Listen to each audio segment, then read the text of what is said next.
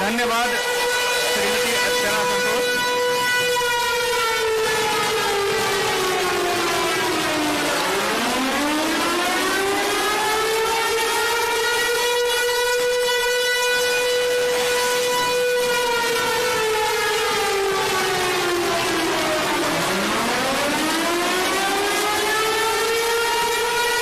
महोदय, जैसा कि आप देख रहे हैं कि अभी ऐसा सिमुलेशन क्रिएट किया गया है, ये माना जाता है कि शत्रु देश द्वारा एयर स्ट्राइक कर दिया गया है, जिस कारण से ब्लैकआउट घोषित किया जाता है और सारी लाइटें बंद कर दी जाती हैं।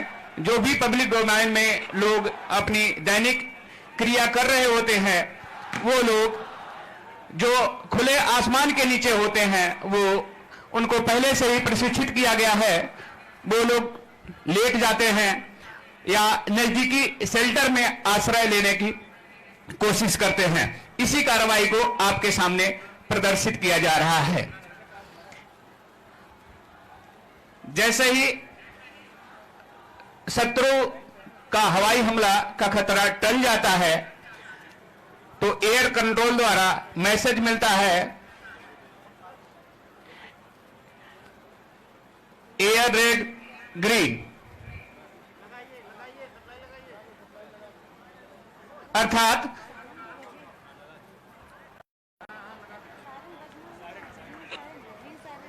इस पर एक दूसरा सायरन बजाया जाता है। जैसा कि अभी आपने सुना कि जो पहला सायरन है वो लगातार उसकी ध्वनि कम और ज्यादा हो रही थी, लेकिन जो दूसरा सायरन बज रहा होता है, इसकी ध्वनि समानांतर एक ही रिदम से बजती रहती है, जिसका अर्थ होता है कि हवाई हमला टल गया है या शत्रु एयर स्ट्राइक बंद हो गई है।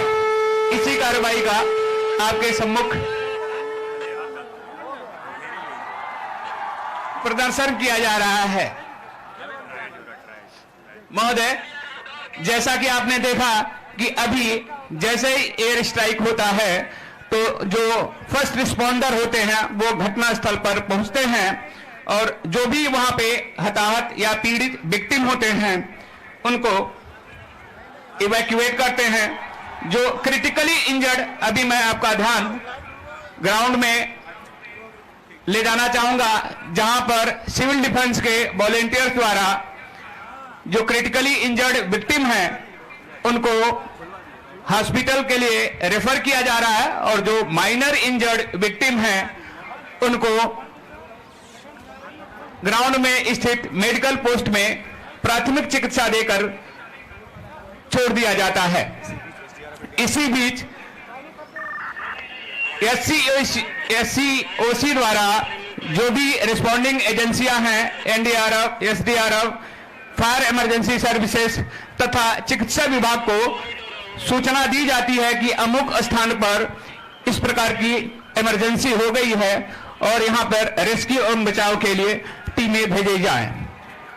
अब मैं आपका ध्यान ग्राउंड के दाहिने गेट नंबर 1 की तरफ ले जाना चाहूंगा, जहां पर जो भी हमारी रिस्पॉन्डिंग एजेंसीज हैं वो घटना स्थल की ओर रवाना हो गई हैं। साथ ही महोदय, मैं आपका ध्यान आपके सामने 2 बजे की लाइन में ले जाना चाहूंगा, जहां पर एक छोटी आग पर सिविल डिफेंस के द्वारा काबू पाया जा रहा है। साथ ही साथ घायलों का प्राथमिक उपचार भी किया जा रहा है तथा उनकी प्राथमिकता को निर्धारित करने के लिए ट्रायल भी किया जा रहा है।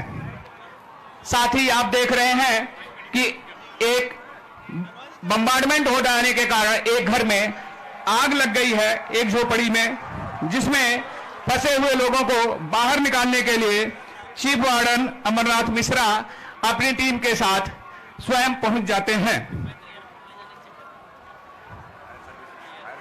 फायर एंड इमरजेंसी सर्विसेज के कार्मिक झोपड़ी में लगी हुई आग पर काबू बातें हैं और उसमें फंसे हुए विक्टिम को बाहर निकालने का प्रयास कर रहे हैं।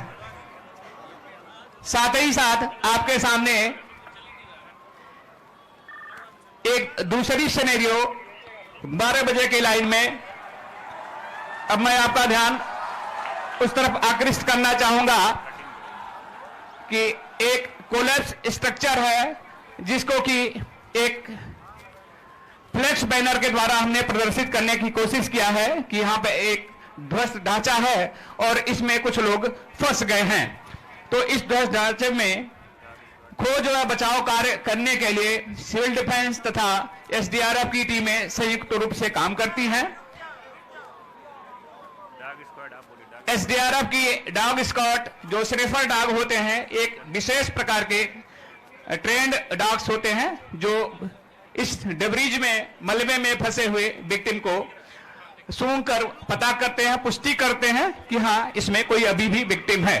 तो उस विक्टिम को एक्सट्रिकेशन के लिए एक्सट्रिकेशन रूट तैयार किया जाता है और उस विक्टिम को एविक्यूएट किया जाता है और प्राथमिक चिकित्सा देकर उसे फर्दर ट्रीटमेंट के लिए हर सेंटर को रेफर किया जाता है। इसी कार्रवाई का आपके सम्मुख प्रदर्शन किया जा रहा है।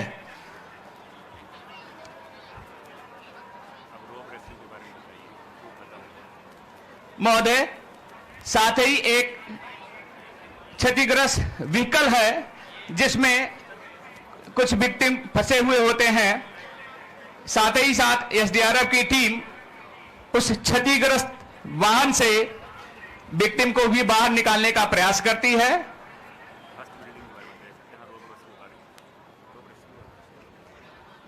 ध्वस्त बिल्डिंग के बगल में ही एक बहुमंजिला इमारत है जहां पर कुछ लोगों के फंसे होने की संभावना है।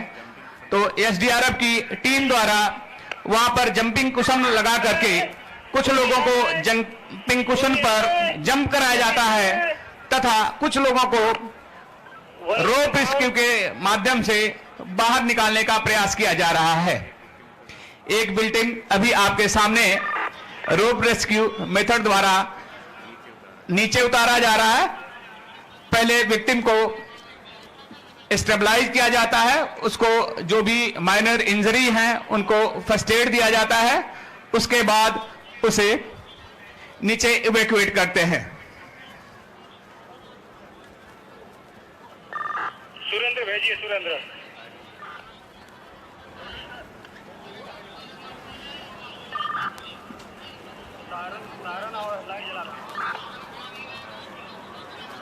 महोदय, जैसे ही विक्टिम बाहर निकाल लिया जाता है उसको फर्दर ट्रीटमेंट के लिए हॉस्पिटल भेजा जाता है। महोदय, अब मैं आपका ध्यान ग्राउंड में के बाएं किनारे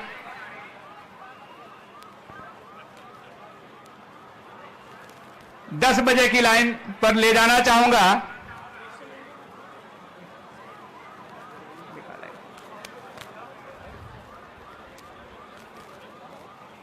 अभी जो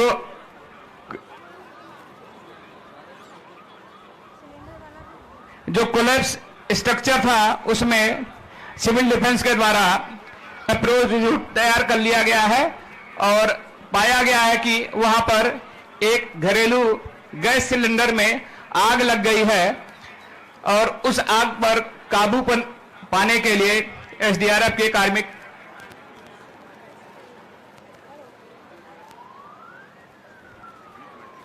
साथ ही साथ मैं आपका ध्यान बाईं तरफ 10 बजे ले जाना चाहूंगा जहां पर एक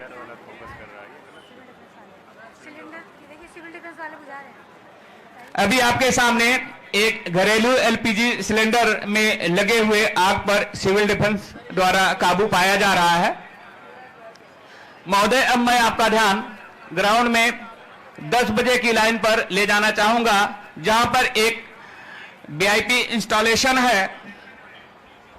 इसको एक सिमुलेशन साइट क्रिएट किया गया है और ऐसा माना गया है कि यहां पर दुश्मन देश द्वारा केमिकल वारफेयर एजेंट का छिड़काव कर दिया गया है।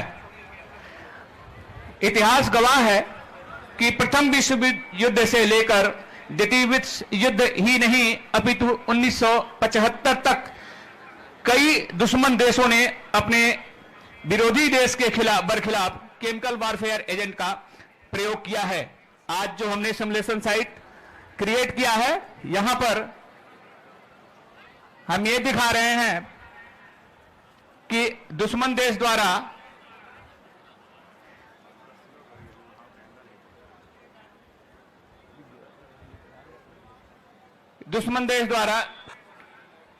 केमिकल वारफेयर एजेंट का छिड़काव कर दिया गया है।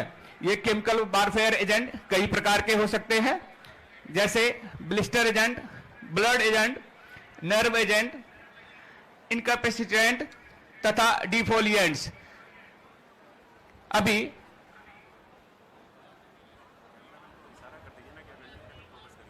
एक कैमरामैन से अनुरोध है कि कृपया अपने कैमरे को 10 बजे की लाइन पर ले जाएं।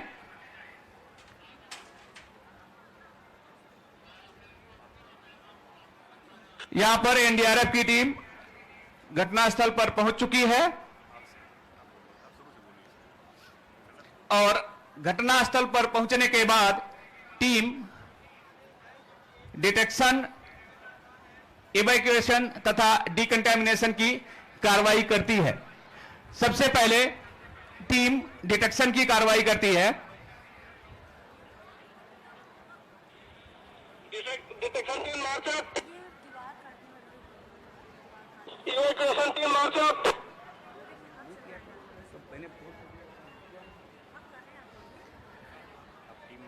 अभी आप देख रहे हैं कि एनडीआरएफ टीम द्वारा केमिकल वारफेयर एजेंट का डिटेक्शन किया जा रहा है और जैसे ही डिटेक्ट हो जाता है कि यहाँ पे किस प्रकार के केमिकल वारफेयर एजेंट का छिड़काव हुआ है, पब्लिक डोमेन में उस प्रकार से उससे बचने के लिए सुरक्षात्मक दिशा निर्देश जारी किए जाते हैं। जैसा कि आपने अभी सुना कि डिटेक्शन टीम द्वारा पता किया गया और पता चलता है कि यहां पर नर्व एजेंट का छिड़काव किया गया है। महोदय, नर्व एजेंट एक ऐसे एजेंट होते हैं, इनमें ऐसे केमिकल्स होते हैं जो सरीन, सोमान तथा टाबुन होते हैं, जो कि जहां पर भी छिड़काव कर दिए जाते हैं उस पर्टिकुलर एरिया में जो भी लिविंग एनिमल्स हैं उनकी कार्य क्षमता को वो डिक्रीज कर देते हैं, कम कर देते हैं। इसके जो लक्षण एवं पहचान है,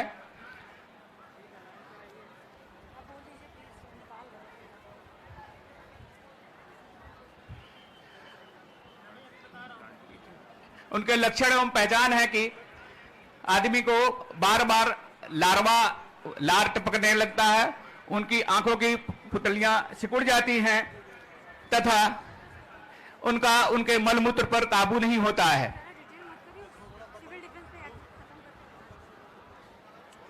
जैसे ही डिटेक्शन हो जाता है, टीम द्वारा इवैक्यूएशन की कार्रवाई की जाती है। जैसे ही विक्टिम इवैक्यूएट कर लिए जाते हैं, जो क्रिटिकल इंजर्ड विक्टिम होते हैं उनको पहले से एयर मार्क्ड सीबीआरएन हॉस्पिटल में ट्रांसपोर्ट कर दिया जाता है और जो माइनर इंजर्ड विक्टिम होते हैं उनको पहले डिकंटामिनेट किया जाता है, जिससे कि कंटामिनेशन पब्लिक डोमेन में न फैलने पाए।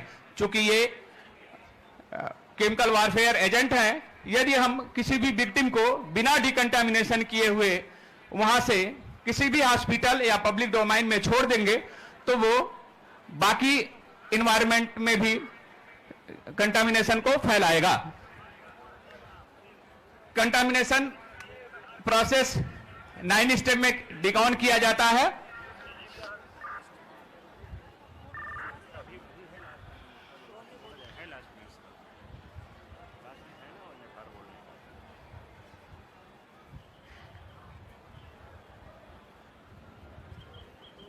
डिकंटामिनेशन प्रोसेस में जो भी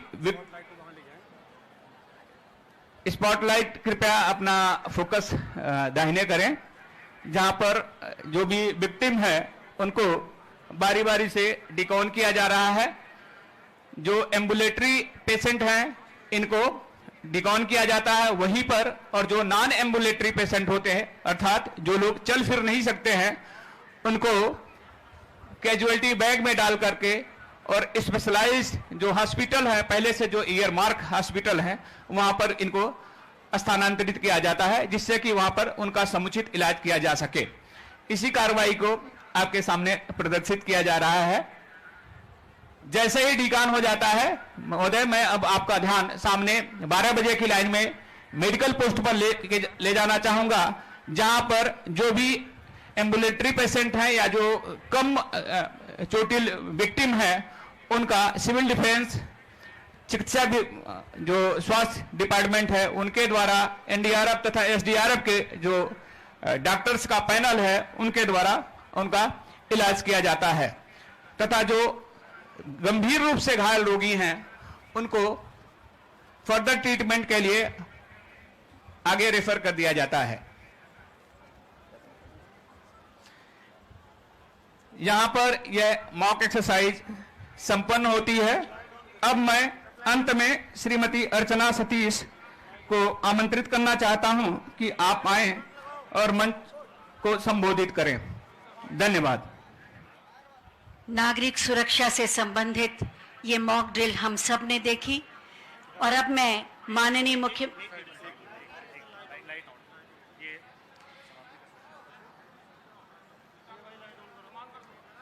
इस मॉक ड्रिल ने हमें बताया कि हम सब किस तरह से सजग, सतर्क और तत्पर रह सकते हैं और अपनी सुरक्षा के प्रति जागरूक भी रहें और दूसरों का सहयोग भी करें। और अब मैं माननीय मुख्यमंत्री महोदय से बहुत ही आदर के साथ अनुरोध करूंगी कि आज के इस महत्वपूर्ण अवसर पर अपने मार्गदर्शन से हम सबको कृतार्थ करें। आप सबकी जोरदार तालियों के प्रणाम के साथ। भारत माता की, भारत माता की, भारत माता की। आज के इस मॉक ड्रिल के इस कार्यक्रम में civil defence, NDRF, SDRF, Uttar Pradesh police, विभिन्न सामाजिक संगठनों के सहयोग से जो एक अभी मॉक ड्रिल का यहां पर प्रदर्शन हुआ है, इस कार्यक्रम में उपस्थित उत्तर प्रदेश सरकार में मंत्रिमंडल के मेरे वरिष्ठ सहयोगी, लखनऊ के प्रभारी मंत्री श्री सुरेश कुमार खन्ना जी, प्रदेश के जल शक्ति मंत्री श्री स्वतंत्र देव सिंह जी, माननीय सांसद श्री ब्रजलाल जी, माननीय विधायकगण श्री योगेश शुक्ला जी, अमरीश कुमार जी, ओपी श्रीवास्तव जी, अवनीश कुमार सिंह जी, प्रदेश के पुलिस महानिदेशक श्री प्रशांत कुमार जी, प्रमुख सचिव गृह श्री संजय प्रसाद जी, पुलिस महानिदेशक नागरिक सुरक्षा श्री अभय कुमार प्रसाद जी, आज के इस कार्यक्रम में उपस्थित मॉक ड्रिल से संबंधित इस पूरे कार्यक्रम में civil defence, NDRF, SDRF, NCC, NSS और विभिन्न संस्थाओं से जुड़े हुए सभी स्वयंसेवकगण और उपस्थित नागरिक बंधुओं, बहनों और भाइयों, मैं सबसे पहले मॉक ड्रिल कार्यक्रम में भारत माता के महान सपूतों, तीनों सेनाओं के द्वारा देश के गौरव को आगे बढ़ाते हुए पहलगाम की आतंकी घटना का जिस बहादुरी के साथ कल रात्रि को जवाब दिया गया है, इसके लिए तीनों सेनाओं के साथ ही देश के यशस्वी प्रधानमंत्री जी का हृदय से अभिनंदन करते हुए उत्तर प्रदेश की जनता जनार्दन की ओर से तीनों सेनाओं को और पूरे देशवासियों को हृदय से बधाई देता हूं और पहलगांव में अपने परिवारजनों को खोने वाले उन सभी परिवारों के प्रति संवेदना व्यक्त करते हुए दिवंगत आत्माओं के प्रति भी अपनी विनम्र श्रद्धांजलि अर्पित करता हूं। बहनों और भाइयों, ऑपरेशन सिंदूर उन बहन और बेटियों के प्रति प्रधानमंत्री मोदी जी और देश की सेना की एक संवेदना है। जिन लोगों ने भारत की बहन और बेटियों के सिंदूर को छीनने का दुस्साहस किया था, कल की स्ट्राइक में उन्हें अपना खानदान खोना पड़ा है और दुश्मन के काराना हरकतों का जवाब ये नया भारत इसी मजबूती के साथ देगा। यह प्रधानमंत्री जी ने पहले दिन ही देशवासियों को आश्वस्त किया था और कल की घटना में एक बार फिर से नए भारत ने यह साबित भी किया है। आपात स्थितियों में नागरिक कर्तव्य क्या होने चाहिए, उन कर्तव्यों के प्रति आगाह करने के लिए पूरे देश के अंदर और उत्तर प्रदेश के अंदर भी मॉक ड्रिल का कार्यक्रम आज दिन भर चला है और इसीलिए हम सभी लोग आज इस मॉक ड्रिल का हिस्सा बनने के लिए एक नागरिक के रूप में आपके बीच में यहां पर उपस्थित हुए हैं। हमें भी अपने कर्तव्यों को समझना होगा। आज जब पूरा देश एकजुट होकर के भारत की बहादुर सेनाओं के पराक्रम का लोहा दुनिया मान रही है, तो हमें भी देश की सेनाओं के साथ सेना, अर्धसेना, पुलिस बल और उन सभी संस्थाओं के मनोबल को बढ़ाने के लिए पूरे मजबूती के साथ उनके साथ खड़ा होना होगा। ये मॉक ड्रिल का कार्यक्रम उसी का हिस्सा है। आपातकालीन कोई स्थिति ऐसी पैदा होती है, उन स्थितियों में हमारा दायित्व बनता है कि दुश्मन को कहीं भी कोई ऐसा अवसर न मिले, किसी विरोधी को कोई ऐसा अवसर न मिले जिससे जन धन की कहीं हानि हो। उससे बचाव करने के लिए क्या उपाय हो सकते हैं? आपने देखा होगा कि किस तरीके से क्रमबद्ध तरीके से सिविल डिफेंस ने, एनडीआरएफ ने आपके सामने उसका एक प्रदर्शन किया है और यह केवल एनडीआरएफ या सिविल डिफेंस के लिए ही नहीं, केवल एनसीसी, एनएसएस, स्काउट गाइड या एसडीआरएफ या होमगार्ड या आपदा मित्रों के लिए ही नहीं, आम नागरिकों को भी इनके साथ जुड़ना पड़ेगा, देखना पड़ेगा, अपने कर्तव्यों के प्रति आगाह होना पड़ेगा। और यही वर्तमान समय में पूरे देश के प्रति प्रत्येक नागरिक का दायित्व बनता है कि देश पहला, हम देश के आन मान और शान के साथ किसी को भी खिलवाड़ नहीं करने देंगे। भारत माता के खिलाफ जिन लोगों ने साजिश रची है, इसमें सेना की कार्रवाई का पूरा समर्थन करते हुए प्राण प्रण से उनके साथ एकजुट होकर के उनके मनोबल को आगे बढ़ाने के लिए हम भी कार्य करेंगे। और हमारे गांव में, हमारे शहर में, हमारे मोहल्ले में जहां कहीं भी सुरक्षा से संबंधित कोई मामला आता है, जहां कहीं भी देश के आन मान और शान से संबंधित कोई ऐसा पहलू सामने आता है, उसमें हमारी प्राथमिकता में पहले देश होना चाहिए, तब कुछ और होना चाहिए। इस भाव के साथ हम सबको मिलकर के कार्य करना होगा। मॉक ड्रिल के इस कार्यक्रम के लिए मैं civil defence, NDRF, Uttar Pradesh police, SDRF और अन्य सभी संबंधित संस्थाओं को हृदय से धन्यवाद देता हूं। आदरणीय प्रधानमंत्री जी के प्रति, देश की तीनों सेनाओं के प्रति, आदरणीय रक्षा मंत्री जी के प्रति, केंद्रीय मंत्रिमंडल के प्रति हृदय से आभार व्यक्त करते हुए, अभिनंदन व्यक्त करते हुए उन्हें बधाई देता हूं।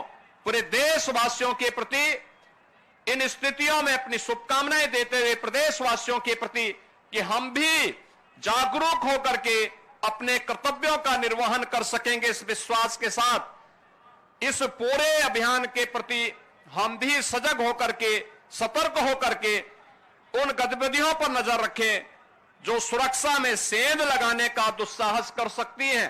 उनके प्रति प्रत्येक नागरिक को सजग होकर के कार्य करना होगा। आप सबके प्रति मेरी मंगलमय शुभकामनाएं हैं। धन्यवाद। मेरे साथ बोलेंगे जय हिंद, जय हिंद, जय हिंद। बहुत बहुत धन्यवाद माननीय मुख्यमंत्री महोदय। सिविल डिफेंस वाले लोग और ग्राउंड में आ जाएं, सिविल डिफेंस वाले लोग सभी ग्राउंड में आ जाएं। बहुत बहुत धन्यवाद माननीय मुख्यमंत्री महोदय, आपकी उपस्थिति के लिए, आपके सानिध्य के लिए और आपके मार्गदर्शन के लिए। आपका आना, आपका हमारे साथ इस अवसर पर रहना